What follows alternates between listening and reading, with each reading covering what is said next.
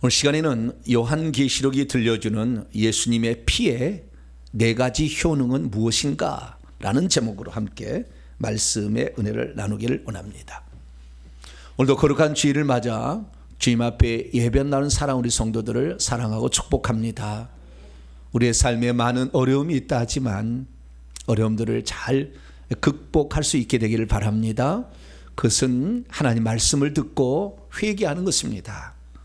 회개하면 모든 문제의 근원들이 풀려지면서 해결이 되니까 우리 모두가 날마다 회개하는 삶을 더 열심히 살아가시게 되길 바랍니다.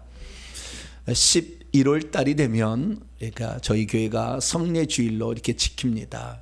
그래서 지난주에는 세례주일로 지켰고 오늘은 이제 성찬주일로 이렇게 지키게 됩니다.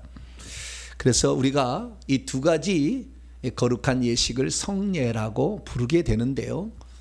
하나님께서 우리에게 은혜를 주시는 것은 성령으로 주시고 영으로 이렇게 해결하시는데 예수님께서 그렇게 영적으로 주시는 은혜가 육체 속에 실제함을 알도록 하기 위하여서 보이는 형태의 은총의 수단을 2개를 허락하셨습니다.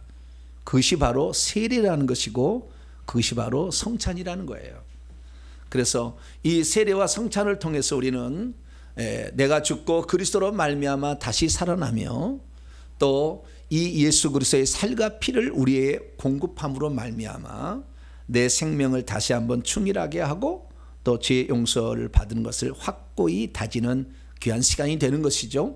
오늘 이 성례 주일이 우리 속에 들어온 이 악한 영들과 죄가 사망이 떠나가고 또 주 예수가 주시는 생명의 은혜가 풍성한 복된 주일이 되길 간절히 바랍니다. 자, 그러면 이 예수 그리스도께서 우리에게 주셨던 것이 성만찬을 보니까 살과 피였다는 거죠.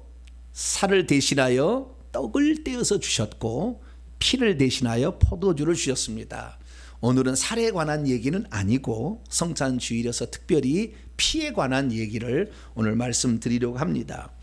그러면 예수님께서는 왜 이 성만찬 예전을 집례하시며 후손들에게 계속 이렇게 하라고 말씀하신 것일까요? 우리는 예수께서 제정하신 이 성찬식이 우연히 갑자기 생긴 것은 아니고 구약의 전통을 이어받아서 새롭게 갱신하는 것이다 라는 사실을 알 수가 있습니다. 그것은 사도 바울이 고린도전서 5장 7절에 예수님의 성찬식은 유월절 식사에서 비롯된 것이다 라고 말씀하고 있습니다. 그래서 이 성찬식에서 이 떼주는 떡은 양고기, 유월절 양의 양고기를 가리키는 것이고 그 다음에 유월절 식사에 포도주를 마시게 되는데 그 포도주를 예수님의 피다 이렇게 말씀하셔서 제정하신 것이죠. 그래서 사도 바울은 이 유월절 이스라엘 민족이 그동안에 지켰던 모든 것들이 예수 그리스도에 오셔서 우리를 위해 행하실 일들을 미리 예표로 보여준 것이다 라고 말했다는 것입니다. 그래서 아니나 다를까 예수께서 오셔서 성만찬을 제정하실 때에 직접 살을 떼어줄 수는 없고 직접 피를 나눠줄 수는 없으니까 떡을 대신하여서 이것은 너희를 위한 너희의 생명을 위한 나의 살이라 받아 먹으라 이렇게 말했고요. 잔을 주시며 말씀하시기를 죄사함을 얻게 하려고 많은 사람을 위하여 흘리는 나의 피 언약의 피라 그래서 이것을 마시라 라고 포도주를 주었습니다. 그래서 오늘 우리가 이 성찬 예식을 통하여 우리는 떡을 먹고 또한 피를 떡 대신에 포도주를 마시게 되는 것이죠. 그러면 이 예수 그리스도께서 그날 우리에게 주셨던 이 포도주는 어떤 의미를 가지고 있을까요? 보통 그리스도인들은 예수 그리스도의 피는 속죄의 은총을 준다라고 알고 있습니다. 다시 말해서 우리의 죄를 깨끗하게 씻겨주고 용서해주는 역할을 한다라고 알고 있죠. 그런데 예수님께서 우리에게 주신 이 피가 속죄의 기능만을 가지고 있는 것이 아니라 3가지 기능을 더 가지고 있어가지고 총 4가지 기능을 수행하는 거예요. 그런데 우리가 이 혜택을 모르면 못 찾아 먹는 거예요. 그래서 오늘은 3가지 보너스를 알려드릴 테니까 할렐루야 오늘 300% 보너스를 가져가길 축원합니다. 네. 원래 한 가지만 우리가 알고 있는데 이 네 가지 기능이 피의 기능이 있더라는 거죠.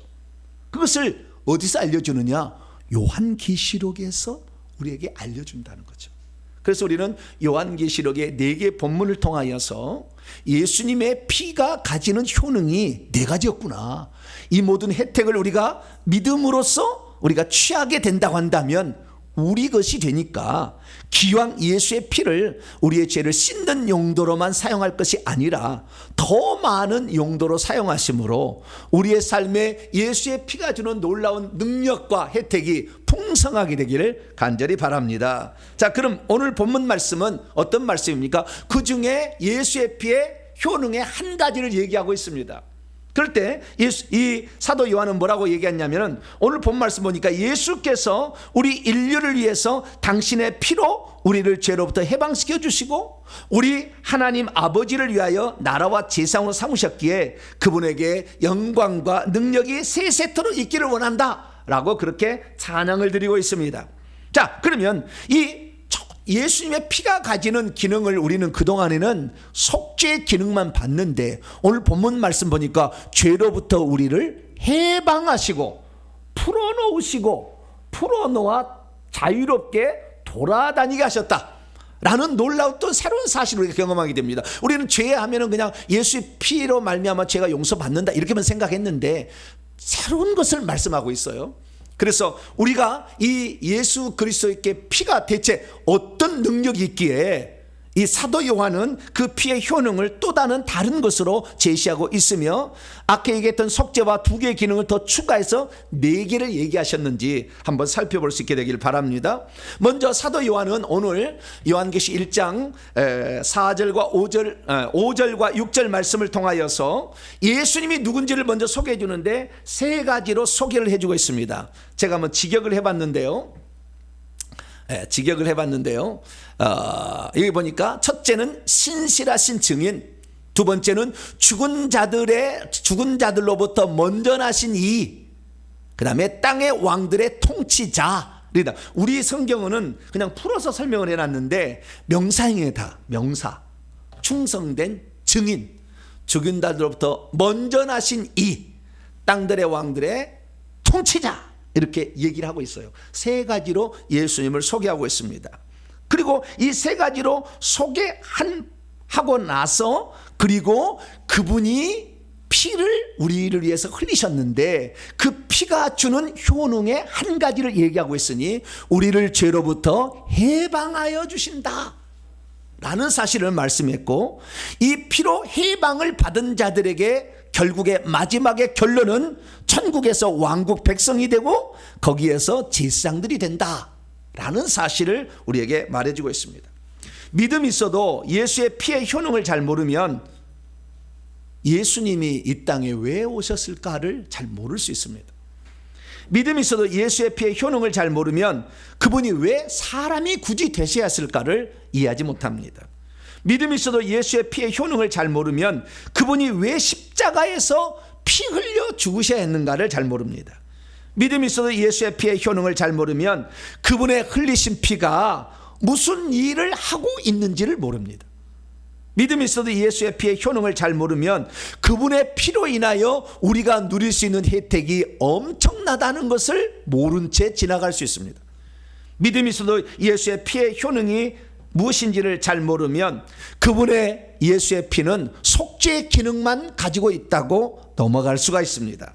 그러므로 우리 성도들은 요한계시록에서 제시해주는 예수의 피에 4가지 효능이 있음을 알고 이 첫 번째 기능, 속죄의 기능뿐만 아니라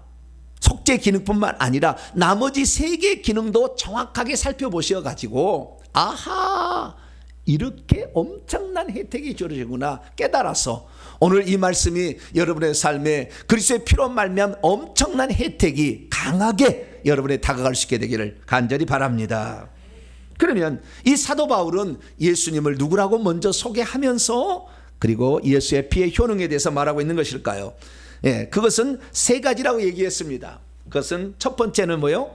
충성된 증인, 신실하신 증인. 두 번째는 죽은 자들로부터 먼저 나신 이.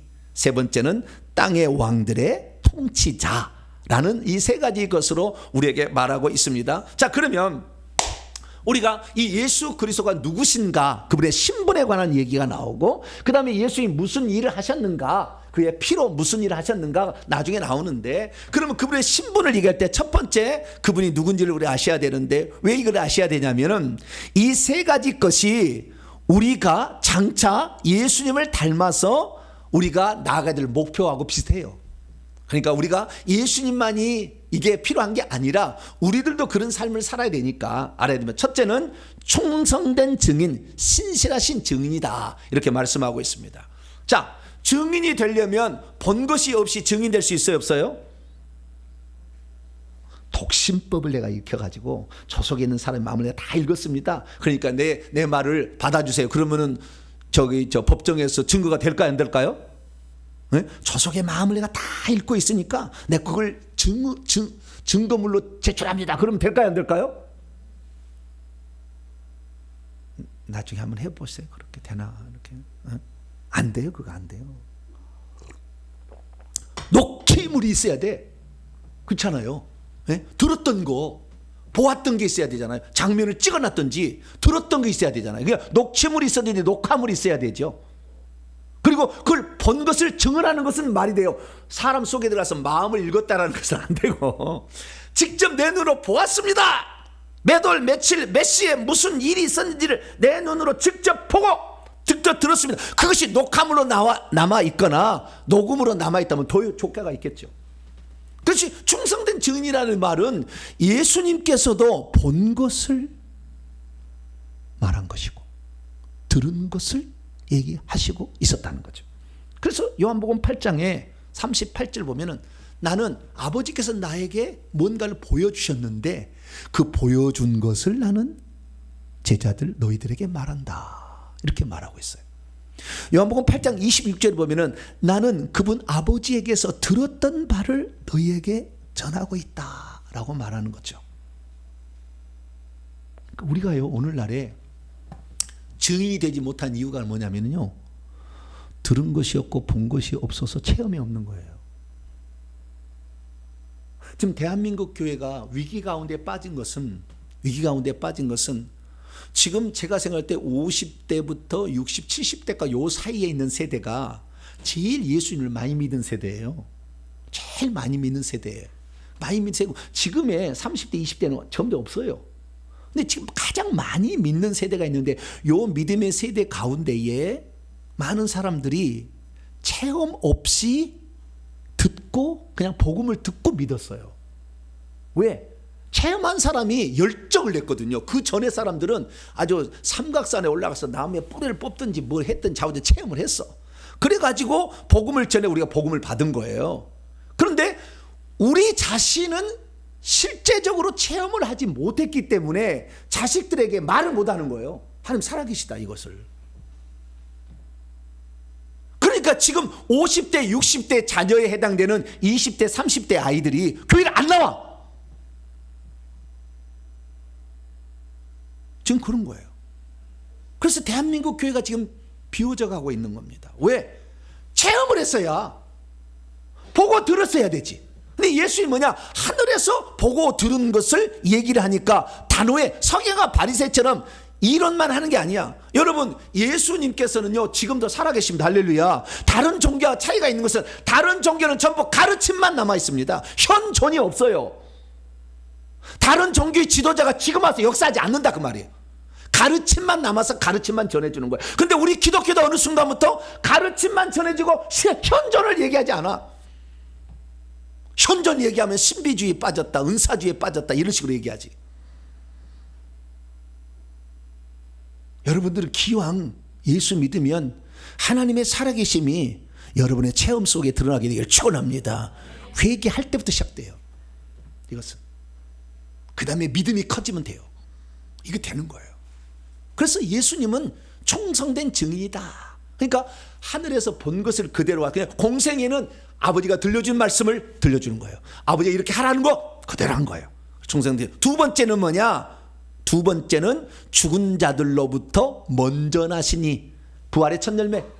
예수님이 공생애를 잘했어요. 만약에 예수님이 공생애 잘못해가지고 죄를 지었다면 부활할 수 있어요, 없어요? 못하지.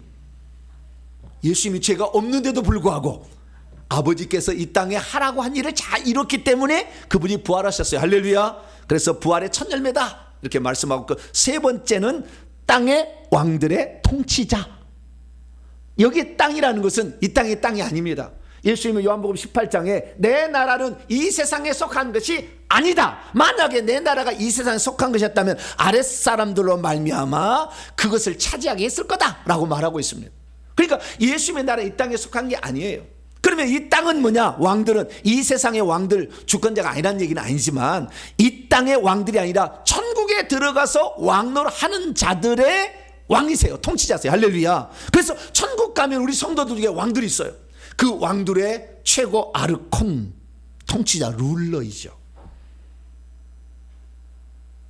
그래서 이 예수님의 어떤 분인지를 소개할 때 이 땅의 공생애를 소개하고 죽고 부활을 설명하고 올라가셔서 하고 있는 일을 소개해주고 있으니 우리들도 예수 그리스도를 따라서 경험을 통해서 충성된 증이 되길 바라고, 죽고 나서 부활에 동참해서 부활체를 입고 영광에 들어가시되 천국에 가서 왕노라는 복된 성도가 되길 축원합니다. 이 예수님이 그러면 이 땅에서 이런 분이신데 무슨 일을 하셨느냐를 얘기할 때 그 중에 핵심 사항으로서 사도 요한은 첫 번째, 우리를 죄로부터 해방하셨다라고 얘기하고 있습니다. 그리고 우리를 나라와 제사장으로 삼으셨다, 이렇게 말씀하고 있는 것이죠. 그러면 예수님께서 우리를 위해서 이 행하신 일, 그것은 속죄의 그 피를 흘리셨는데 이 피의 효능이 대체 무엇일까요? 우리가요 이를 생각해 봐야 되는데, 하나님은 전지전능한 자잖아요. 그래서 우리의 죄를 용서하실 때 이렇게 할 수 있어요. 내가 오늘부로 인류의 모든 죄를 사하노라. 그러면 돼요, 안 돼요? 돼요, 안 돼요? 되겠죠. 뭐 자기 건데 뭐 그렇잖아요. 예. 하나님이 말씀하는데 누가 뭐라고 하겠어요, 그죠? 대통령이 8.15 특사 때 내가 이 사람을 죄를 사하노라 그리고 석방을 시키면 돼요, 안 돼요? 그러니까 대통령 하려고 그러는 거예요. 왜? 용서가 가능하거든요. 이게 아무리 야당 총수 100번 1000번을 해도 이건 못합니다. 그러나 대통령에게는 그런 권한이 주어지는 거예요. 그래서 우리가 볼 때, 야당 총수가 볼 때 저건 꺼내면 안 되는데, 저건 더 감옥에 쳐넣어야 되는데, 이렇게 해도 그냥 딱 탕감해줘 버리면 끝나는 거예요. 그럼 마찬가지로 주님께서도 마찬가지, 내가 이 세상의 모든 사람의 죄를 사하노라 그러면 끝나잖아요. 그럼에도 불구하고 하나님께서 그렇게 말로 그냥 얘기하지 않고 직접 우리의 죄로 말미암아 우리가 받아야 될 모든 수치, 모멸, 그 죄값, 죄의 징계, 죄의 어떤 저주, 이 모든 것들을 예수님께서는요 다 대신 받으시고 우리를 해방하심으로, 단지 말로만 아니라 실제로 내가 너희들의 죄에 어떤 개입을 해서 너희들의 죄 문제를 해결했다라고 하나님께서 우리에게 말씀하시니까, 우리가 믿는 이 죄로부터의 모든 효과들, 예수님 오셔서 행하신 모든 일들은 실제임을 믿으시길 축원합니다. 가르침 말만 한 게 아니라 실제가 되어 오셔서 그 일을 하셨다고 말이에요. 그럼 뭐 하셨느냐? 첫째는요, 그분이 우리의 죄가 되기로 결정하셨어요. 내가 너희들의 죄가 되어서 죄값을 대신 치르겠다. 그래서 죄가 되기로, 그래서 세상 죄를 예수님이 짊어지셨어요. 그분이 죄인이 아니야. 그런데 죄가 되기로 결정하셨어요. 그래서 우리를 대신하여 그분이 죄가 되셨다. 고린도후서 5장 21절에 그렇게 말씀하고 있어요. 두 번째는 뭐냐? 그분은 죄값을 대신하여 죽기로 결정하십니다. 첫째는 죄가 되기로, 내가 죄가 되고 저주가 되기로 결정. 두 번째는 뭐냐? 죽기로, 그 죄값을 대신해 죽기로 이렇게 결정 안 해도 돼요. 결정 안 해도 돼. 그런데 하나님이 이렇게 결정한 거예요. 왜? 내가 너희들 위해 행하신 것은 말만이 아니야. 실체였어. 그러니까 너희들이 내가 이룬 이 일들을 주장하면은 확실한 결과가 나타나는 것이지 그냥 두리뭉실한 게 아니다. 실제였다. 라는 것을 말해주는 거지 않습니까?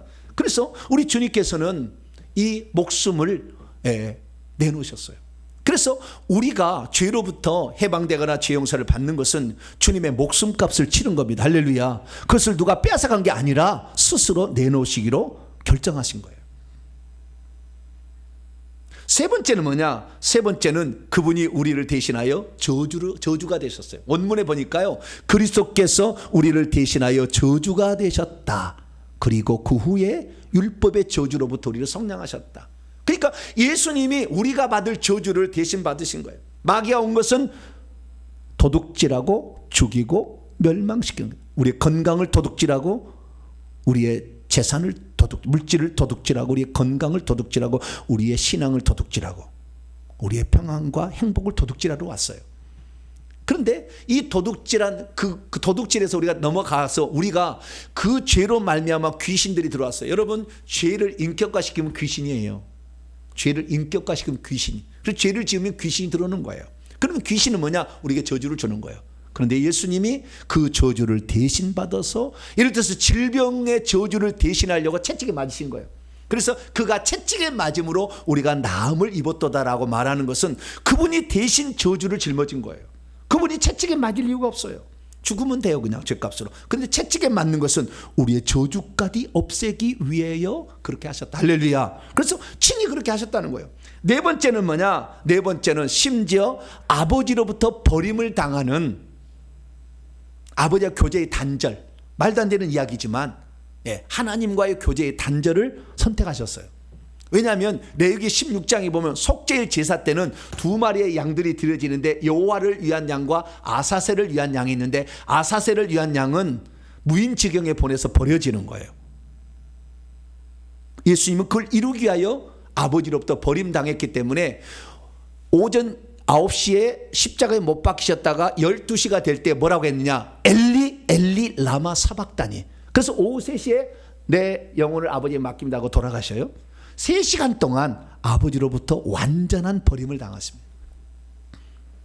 둘째 사망의 해를 받은 거예요. 이것이 예수님이 선택한 겁니다. 왜? 인류의 죄값을 내가 확실히 대신 받았다라는 것을 우리에게 정확하게 인지시키고, 그로 말미암아 우리가 예수님이 받았거나 안 받아서 복을 누리고 살도록 하기 위해서 그렇게 하신 줄을 믿으시기 바랍니다. 그래서 우리는 이 창조자 하나님께서 우리를 대신하여 죄가 되시고, 우리를 대신하여 죽기로 결정하시고, 우리를 대신하여 저주를 받으시고, 우리를 대신하여 둘째 사망의 해를 받았다는 사실을 통해서 그분이 얼마나 우리를 사랑하셨는가를 깊이 마음에 새길 수 있게 되기를 축원합니다. 그러면 그분의 사랑이 어떻게 나타나느냐? 결국에는 피를 흘림으로 나타나게 되는 거예요. 피를 흘림으로. 그래서 골고다에서 흘리신 그 피는 단순한 피가 아니고 우리를 위해서 주시는 놀라운 축복의 뭉텅이, 뭉치가 되는 거죠. 그래서 우리는 잘 살펴보면은 그것이 4가지로 구성되어 있다라는 사실을 알 수가 있습니다. 그러면 예수의 피가 가지는 그 효능, 첫 번째 효능은 무엇일까요? 그것은 오늘 본문 말씀에 나와 있습니다. 요한계시록 1장 5절에 의하면 그의 피로, 그의 피 안에서 우리를 죄들로부터 해방하셨다. 여기 해방, 류온데요, 헬라어로 풀어주셨다, 놓아주셨다, 면제주었다, 이런 뜻입니다. 그러니까 우리는 그동안에 예수님의 피가 우리의 죄를 용서해줬다, 씻어서 없애주셨다라는 그런 개념으로만 예수의 피를 생각했는데, 예수의 피는 실제적으로 죄가 우리를 꽉 묶고 있어가지고 우리가 거기에 속박이 되어서 포로가 되어 있었는데 이 죄로부터 놓아보내게 하는 역할을 했다는 거예요. 그 죄라는 것을 결국 인격화시키면 귀신이고, 귀신은 가져다니는 게 저주니까 결국에 우리가 저주로부터 해방될 수 있는 길을 열어놓으셨다. 할렐루야. 그러니까 우리는 단지 예수 믿어서 내 죄를 용서받아 천국에 들어가, 이것으로 끝나지 말고 우리 속에 있는 귀신을 내보내가지고 우리가 실제적으로 귀신에게 묶여서 지금 고통받는 모든 것을 해방받게 되기를 축원합니다. 이것은 어떻게 되느냐? 그냥 되는 게 아니고, 보니까 성경을 보니까 만일 우리가 우리 죄를 자백하면 그는 미쁘시고 의로우사 우리 죄를 사시고 우리 모든 불의 소리를 깨끗하게 하신다. 요한시 1장 9절 말씀 따라서 자백하는 회개를 통해서 나타나는 거예요. 제가요, 조금만 이런 것을 먼저 알았다면 진짜 어마어마한 일을 했을 것 같아요. 지난 목요일 날 제가 저희 어머니를 어머니가 편찮으시다고 해서 94세를 해서 제가 갔어요. 뭘 못 드시고 마신다고 해가지고. 근데 우리 어머니, 제가 늘 얘기했지만 우리 어머니는 귓가가 맨날 울렸을 거예요. 금요 기도할 때마다. 새벽 4시 되면 일어나서 정한수 떠러 갔다. 이 얘기부터 시작해가지고. 근데 우리 어머니는 3년 전부터 회개 기도문으로 계속 새벽 4시 되면 일어나서 회개 기도를 했거든요. 내 몸이 힘이 없어서 기력이 떨어지셔야겠다. 최근에 제가 이거 실제직을 하는 걸 알았잖아요. 그래서 갔어요. 어머니 딱 누우세요. 그래가지고 불 집어넣고 피 집어넣고 싹 걷었어요. 싹 걷어냈더니 오늘 아침에 형수님이 뭐라고 얘기하시냐면 어머니가요 달라졌대요. 예전에는 안 그랬는데 어떻게 달라졌느냐? 어머니가요 저녁에 잠을 못 주무셨는데 코를 골고 요즘에 이틀 전부터 코를 골고 주무신대. 와서 보니까. 그리고 맨날 허리를 수술하셨기 때문에 다리를 이렇게 주물럭 이렇게 해야 잠을 주무신다 했거든요. 안 주물러도 잘 주무신대. 뭔 일인지 잘 모르겠다고. 그런데 얘기는 안 했어요. 제가 가서 사역을 30분 동안 쭉 하고 왔다. 그 얘기 안 했어요. 그런데요, 실제적으로 불면증 치료되는 거예요. 저주가 떠난다니까. 회개하면. 할렐루야. 그래서 이게 신기하다. 예수 그리스도께서 죄로부터 우리를 죄가 주는 저주로부터 우리를 해방시킨 것을 믿으시기를 축원합니다. 두 번째는 뭐냐? 두 번째는 우리를 핏값을 주고 우리를 사셔버렸대요. 구매하셨대요. 전방에 가서 사버렸어요. 뭐를 사버렸어요? 우리를 사버렸어. 지금 사람은 전방이 뭔지 잘 모르시죠? 지금 50대 이상 된 사람은 전방이 뭔지 알아. 전방은 구멍가게인데요. 동네 구멍가게를 전방이라고 했어요. 근데 그냥 전방이 그냥 과자만 파는 게 아니라 뭐 담배도 팔고요. 뭐 공책도 팔고 막 그래요. 그래서 그냥 잡동사니 모두 전자를 쓰는가 봐. 전방. 빵을 전체를 다 봐봐요. 근데 전방인데 거기서 샀다. 그 왜 사는 것입니까? 내 것 만들려고 사는 거예요.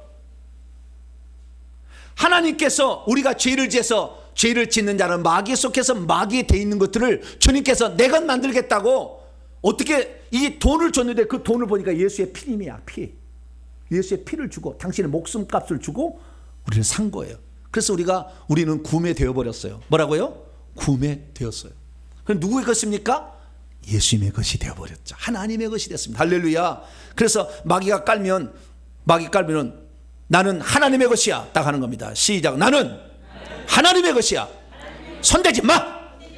할렐루야. 나는 하나님의 것이다. 넌 네 거 아니야. 네 거 아니야. 내 몸 네 거 아니야. 이렇게 얘기해야 돼요. 아시겠죠? 그래서 하나님의 것이 됐다. 하나님의 소유가 되었다라는 것이죠. 이것이 예수님의 피값을 주고 산 것입니다. 그러니까 그때 주는 돈이 피였다는 거예요. 그래서 우리는 주님의 소유가 되었고 이 주님의 소유가 더 충성하게 되면 하늘에서 더 높은 위대한 신분까지도 주니 여러분은 그 신분으로서 왕노란까지 올라가게 되길 축원합니다. 세 번째는 뭐냐? 세 번째는 우리가 잘 아는 속죄입니다. 그분의 피가 우리의 죄를 속량한다는 것이죠. 그래서 우리가 이 예수의 피로 그 죄를 씻어서 깨끗하게 되는 것입니다. 그러니까 예수의 피가 우리에게 세 번째 역할은 세탁비누예요. 뭐라고요? 세탁비누. 여기 22장 14절 보니까 자기의 두루마기 겉옷을 세탁하는 자들은, 그래 돼서 원문에 세탁하는 자들은 복이 있으니 이는 그들이 생명나무에 나아가며 문들을 통하여 성에 들어갈 권세를 받으려 함이라. 그러니까 예수 그리스도의 피는 어떤 역할을 하느냐? 우리를 마귀로부터 사버려 죄로부터 해방시켜주는 역할도 하지만 그 뒤로 짓고 있는 죄들에 관하여는 씻어버릴 수 있는, 깨끗하게 만들 수 있는 또 세탁비누의 역할이 있다는 거예요. 피가. 이 세상의 세탁 비누는 이렇게 한번 써 닳아져 없어버리면은 못 쓰지만 예수의 피는 하나님이 피가 됐기 때문에 영원한 피예요. 그래서 계속 공급이 됩니다. 그래서 그것으로 세탁하는 거예요. 근데 많은 사람들 중에 예수 믿는 사람이 어떻게 생각하냐면 나는 예수님을 믿었기 때문에 과거의 죄, 현재의 죄, 미래까지 다 용서받았다. 천만의 만만의 말씀이요. 과거의 죄는 덮어버려 주님이. 그러지 않으면 성령이 올 수가 없어. 죄인의 가운데. 그 죄를 덮어버려 없다게 그냥. 그래서 칭의일이라고 그래. 그냥 덮어버려. 그래서 성령을 보내주셔가지고 그 사람을 구원시키는 일을 합니다. 그래서 한 자녀가 됩니다. 그 다음부터는 우리 속에 우리 속에 있는 귀신이 떠나갔느냐? 예수 믿을 때 안 떠나갔어. 그대로 있어. 그대로 있지만 덮어버리는 거예요. 죄 저주 귀신을 덮어버려. 그리고 성령을 집어넣어가지고 우리를 거듭나게 했으면 그 다음부터 할 일은 뭐냐? 날마다 이 귀신을 예수의 피로 회개해서 뽑아내야 돼. 할렐루야. 그러면 저주가 떠나는 거예요. 그런데 이 사실을 교회에서 안 가르쳐주고 예수 믿으면 우리 다 용서를 받았습니다. 끝! 그러니까 교회 나올 리가 없지. 교회 안 나와도 되잖아. 끝났는데? 구원 받았는데? 그러니까 성도들 어떻게 해요? 내가 교회 나와준 건 네 목사 너 감사해야 돼. 내가 11조 내면 내가 감사해야 돼. 이렇게 생각하는 거예요.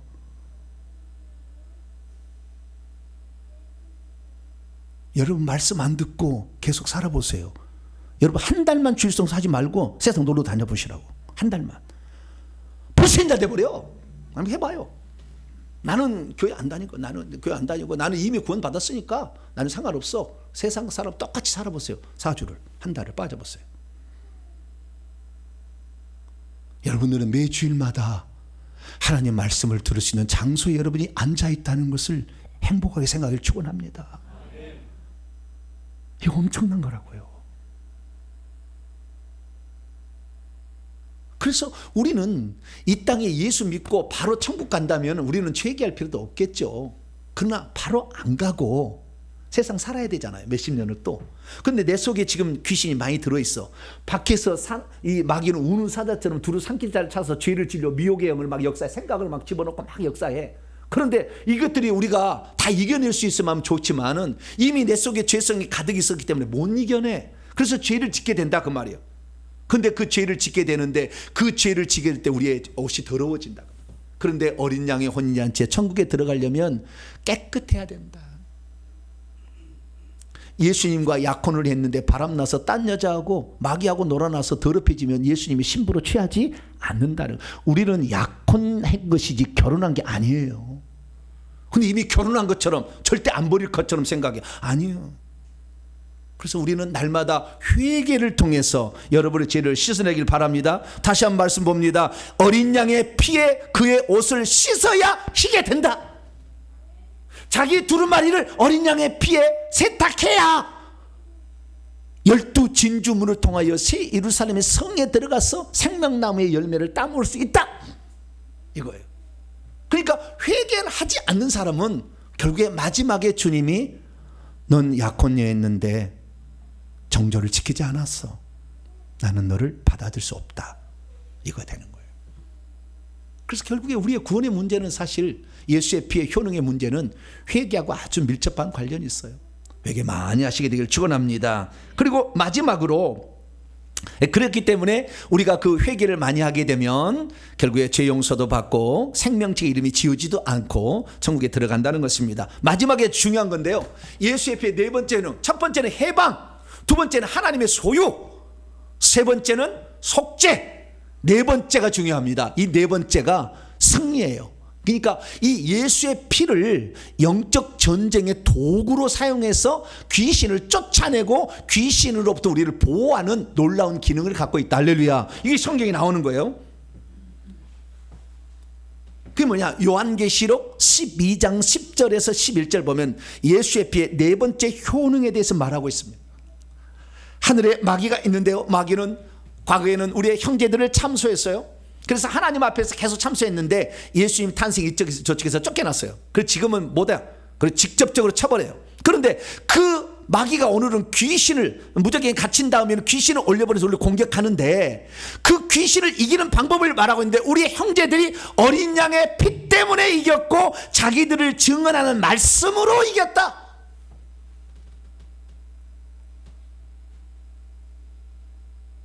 귀신의 공격을 막아내고 귀신을 우리에게서 쫓아내는 방법이 예수의 피가 효능이 있다 라고 우리에게 말씀하고 있다는 거예요.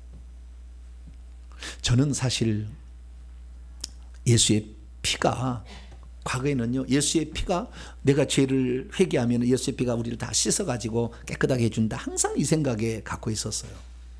근데 예수의 피를 사용해 보니까요, 놀라운 일이 있어요. 제가 어떤 분을 이렇게 축사 사역을 하는데 정수리 열려 불 들어가, 불 넣었어요. 불을 넣으니까 뭐 이렇게 하는 거예요. 불이 들어가니까 야야, 불이 이 귀신들을 고문을 주는구나 생각했어요. 그래서 불 들어가, 그 다음에 가슴에 들어가, 가슴에도 막 했는데 어느 날 불 들어가니까 이제는 반응을 안 하네. 왜 그럴까요? 많이 빠졌으니까 이제 반응을 안 하겠죠. 네. 그래서 불 들어가 하다가 가슴에 나는, 오늘은 별로 반응이 없다, 모르겠다. 가슴으로는 예수의 피 들어가 그랬어요. 뭐라고요? 예수의 피가 들어가라고. 그랬더니 막 괴로워하는 거예요.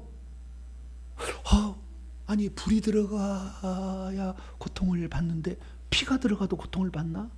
나중에 알고 봤더니요, 예수의 피를 귀신들이 아주 싫어합니다. 왜냐하면 예수님의 피가 죄를 속해버리면 우리 몸속에 일어날 근거를 상실해. 그러니까 자기가 떠나야 되는 거예요. 그러니까 예수의 피를 싫어해. 그래서 우리가 예전에는 그걸 잘 모르고 그냥 우리가 귀신 축사할 때는 축사할 능력은 없고, 그러니까 둥그렇게 앉았어요. 여기 가운데 귀신들이 잠 놔두고 둥그렇게 앉은 다음에 찬송을 했어. 나의 죄를 씻기는 예수의 피, 막 이렇게 구주의 십자가 보혈로 죄 씻음 받기를 원하네. 주의 보혈 능력이, 맨날 이렇게. 그러면 귀신이 괴로워해. 몇 시간 버티다가 간다고 합니다. 찬송만 불러도 예수의 보혈 찬송을 부르라. 그런 이유가 뭐냐면 그 피가 그 죄를 속죄해버리면 그 사람 속에 귀신이 있어야 될 근거를 상실하기 때문에 나가야 되는 거예요. 뿐만 아니라 나가게 되어서 지옥에 떨어지면 사탄 마귀로부터 책망을 들어. 그러니까 싫어해. 그리고 예수님의 십자가상에서 자기들이 계급장이 떨어졌기 때문에 예수의 피를 싫어하는 거예요.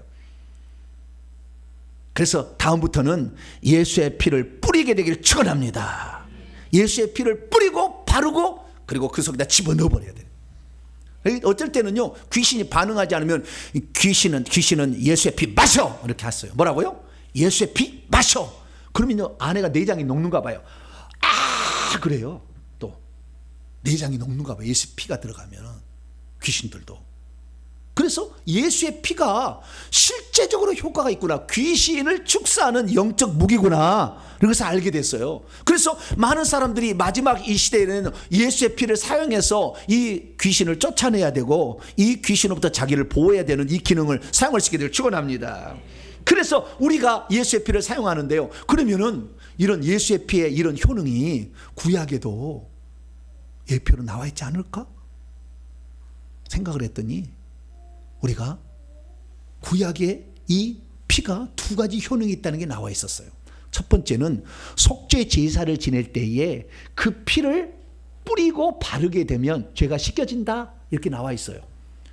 레위기에 보면 나오는데요, 제사장이 짐승에 잡아가지고 그 피를 찍어서 뿌리는 거예요. 휘장 앞에 뿌리는 거. 그 다음에 그 피를 뿔들에게 향단불에 바르는 거예요. 그러면 그 사람의 죄가 용서를 된다 했기 때문에 이 제사가 끝난 다음에 나와서 형제의 죄가 용서되었습니다 선포를 하는 거예요. 대속죄일 제사 때도 똑같이 했습니다. 그 숫송아지 피와 염소의 피를, 속죄제의 피를 가져다가 제단 기뚜기 불에 바르었어요. 그 피를 그 위에 7번 뿌렸어요. 그래서 바르고 뿌리게 되면 죄 용서가 일어난다, 성결하게 된다라고 성경이 말하고 있죠. 그래서 예수의 피는 우리의 죄를 속한다 이렇게 말하고 있는데, 또 하나가 있었던 거예요. 그러니까 그 피가 속죄의 기능만 있었던 것이 아니라 두 번째 기능이 있는데, 그것은 유월절 때 나타났어요. 유월절이 뭐냐? 이스라엘 민족이 이스라엘 민족이 좀 이따 이거 말씀을 봅시다. 이스라엘 민족이 애굽에서 종노릇 했어요. 거의 한 400년 동안 종노릇 했습니다. 요셉이 데리고 들어가서 거기 살았는데 종이 됐어요, 결국에.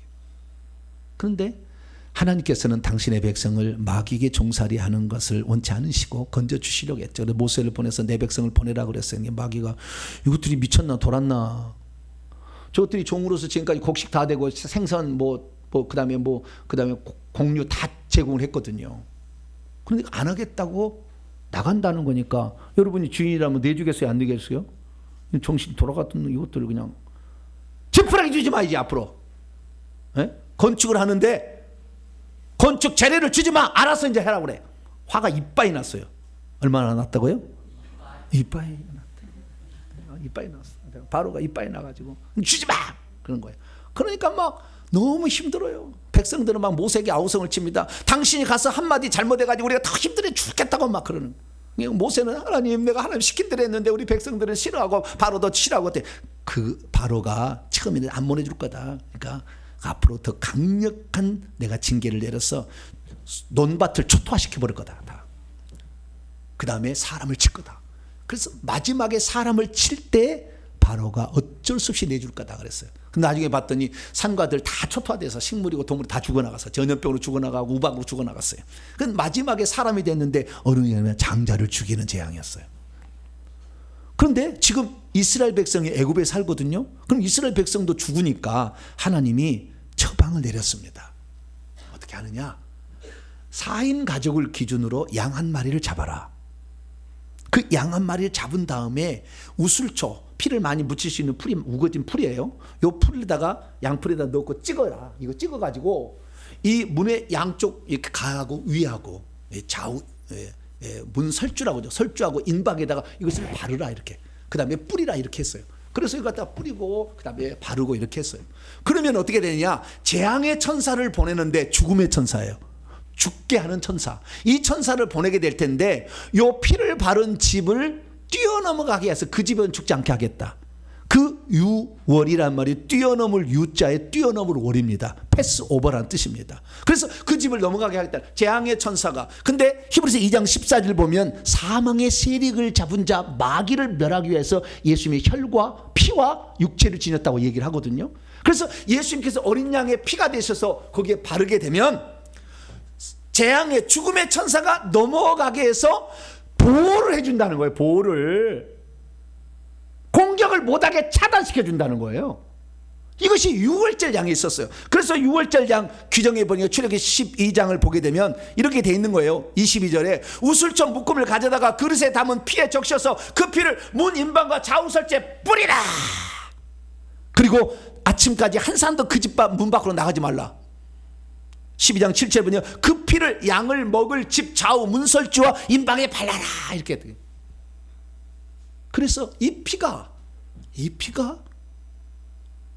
우리를 귀신으로부터도 보호해주고 결국에 이 피를 사용해서 쫓아내는 기능까지 할 수 있다. 할렐루야.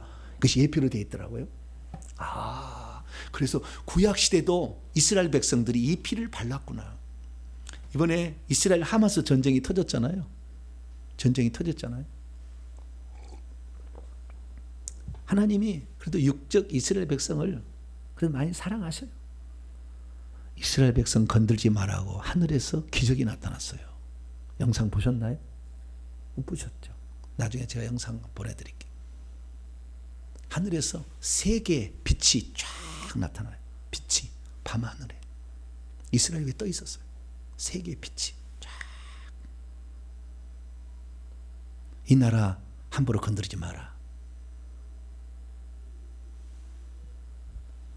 육적인 이스라엘 백성도 하나님이 지키겠다고 밤하늘에 어둠의 큰 빛으로 이스라엘 백성이 역사했어요. 하물며 하나님이 육신을 입고 오신 예수님을 의지하면 예수님이 우리를 보호해 주지 않겠느냐. 할렐루야. 믿으세요. 그래서 여러분들도 말만 전하지 말고 경험으로 충성된 증인이 되길 바랍니다. 우리 시대에 하나님의 마지막 은혜를 베푸시려고 이제는 죄사함, 보이지 않는 어디 영의 세계 이런 이것만 하는 게 아니라 실제적으로 귀신을 쫓아내고 실제적으로 귀신으로부터 우리를 보호하니 자꾸 이렇게 피를 뿌리셔야 돼요. 그래서요, 피가 어디서 나가는가 영안을 열어서 보니까 손에서 나갑니다. 어디서 나간다고요? 피가 하늘에서 떨어지는 게 아니고 손에서 나가요. 손에서. 그래서 피를 뿌려놔라, 뿌려놔라 이렇게 해야 돼요. 아시겠죠? 근데 피를 뿌려놔 보니까요, 사람을 쫙 보니까 이제 초신자 믿음이 없는 사람 보니까요, 피가 어떻게 나가는지 보니까 칙칙칙 이렇게 나가요. 스프레이처럼 피가. 근데 좀 더 믿음이 있어가지고 신앙이 된 사람들이 예수의 피를 뿌려놔라 그러면 어떻게 되냐면요, 빨대에서 물이 나가듯이 쭈룩 쭈룩 이렇게 나가. 빨대도 요구르트 빨대가 있고요, 예. 그리고 커피 그 카페 라떼 할 때 그 빨대가 있잖아요. 빨대 크기가 다르더라고. 예. 그래서 그 빨대로 쭈룩 쭉 이렇게 나가는 거 있어요. 그런데 진짜 많이 나가는 사람은요, 이 호수가 이런 요 정도 돼요. 요 정도 호수 요 정도 되는데 이 호수에서 그 물이 그 쏘게 되면 수도꼭지처럼 푹 나가는 거예요. 여기에 요 페인트 칠을요, 우리 교회가 할 때 붓으로 바른 게 아닙니다. 이거 그런 기계가 있더라고요. 그래서 이렇게 페인트가 있는데 거기다가 연결을 하고 이렇게 딱 하면 쏘는 거예요. 여기서 그러면 툭 나서 다다닥 붙어요. 이게 그걸로 이거 한 거 시공한 거거든요. 그럼 나중에 예수의 보혈이 어떻게 나가는지 궁금한다 그러면은 건축업자를 찾아가. 가지고 한 봐. 아, 피가 요렇게 나가는구나. 네. 그래서 많이 나갈수록 훨씬 그 집안을 강력하게 그 사람을 보호하겠죠. 그리고 그 속에 있는 귀신을 떠나가게 하겠죠.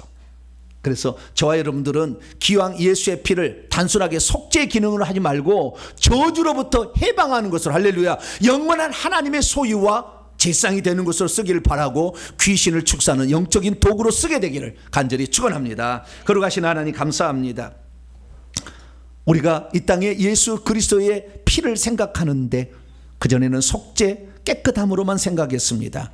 그러나 다른 세 가지 더 큰 능력이 있음을 또 알려주셨으니 요한계시로 기록된 이 네 가지의 피의 효능이 내 것이 되도록 회개하고 믿음으로 반응하는 우리 모두가 되게 해 주옵소서.